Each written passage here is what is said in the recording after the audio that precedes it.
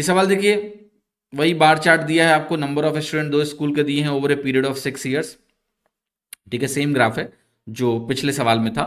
अब ये कह रहा है कि बताओ what is the ratio of average of total student from school A to the average of total student from school B. तो औसत जो है हमारा, उसका मुझे रेशियो लगाना है।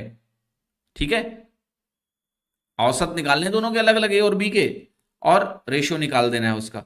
तो नीला वाला ए है, सारे नीले का टोटल लेना है मुझे, और फिर हमें सारे ऑरेंज का टोटल लेना है।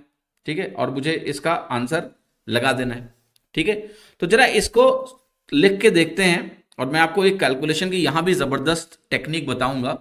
पहले आप ए निकालिए। तो देखो, ए का टोटल को 6 से डिवाइड करेंगे तो ए का औसत आ जाएगा।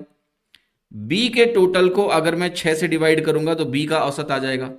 जब रेशियो निकालोगे यार, तो ये 6 का कोई मतलब है क्या? नहीं, वो तो कट ही जाएगा।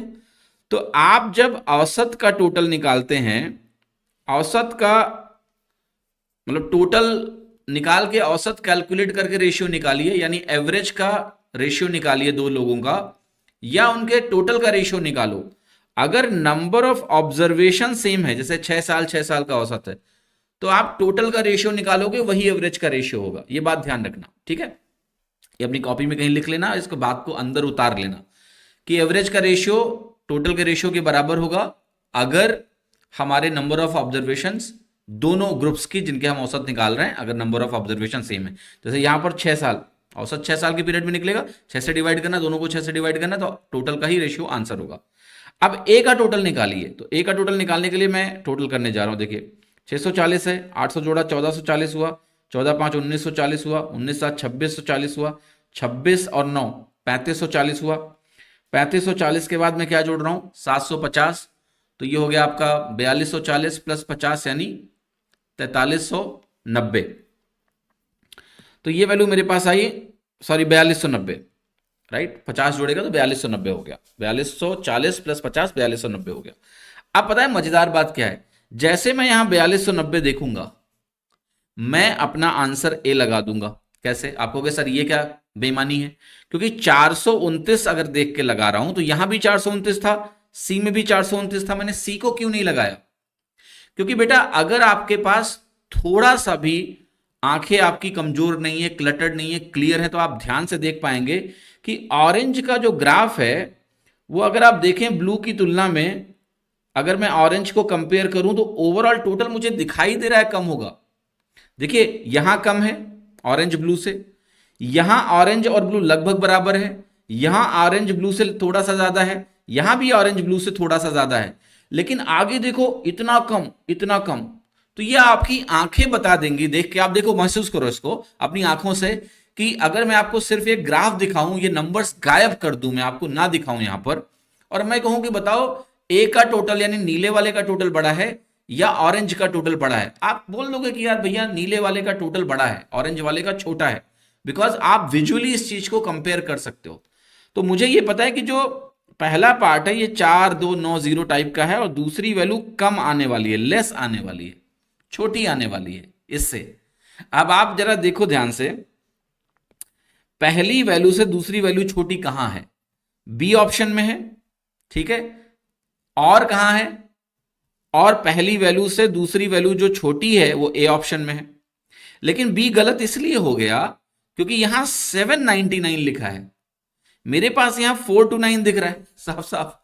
ठीक है, इसलिए 429 वाला ही करेक्ट होगा। क्योंकि बेटा देखो, इस 429 वाले में अगर आप ये जीरो काट भी दें, यानी 10 से डिवाइड कर भी देंगे, तो ये वैल्यू 799 नहीं आने वाली है, 799 हमें नहीं मिलेगा।